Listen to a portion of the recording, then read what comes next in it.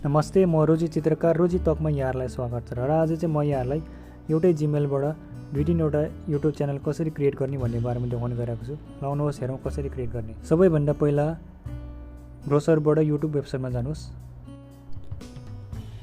युट्युबको वेबसाइटमा आउनु भएपछि माथि राइट साइडमा च्यानलको आइकनमा जानुहोस्। त्यसपछि सेटिङ भन्नेमा जानुहोस्।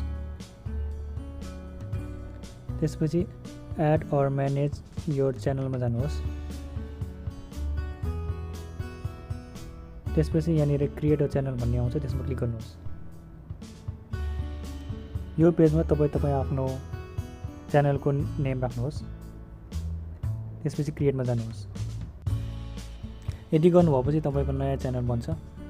त्यसपछि अब तपाईँले आफ्नो च्यानल सेटिङ गर्नको लागि कस्टमाइज च्यानलमा जानुहोस् र च्यानल कस्टमाइजको पेजमा तपाईँले यहाँनिर आफूलाई मन लागेको जस्तो तपाईँको च्यानलको ब्याकग्राउन्ड सेटिङ गर्न सक्नुहुनेछ।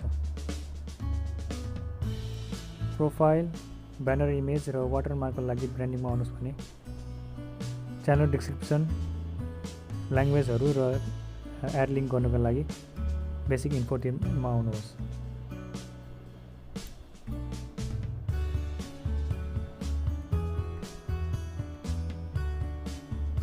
भिडियो हेरिदिनु भएकोमा धेरै धेरै धन्यवाद। आशा छ यो भिडियोले तपाईँलाई थोरै भए पनि सहयोग पुऱ्याएको छ। यो भिडियोबाट म बिदा माग्छु। धेरै धेरै धन्यवाद।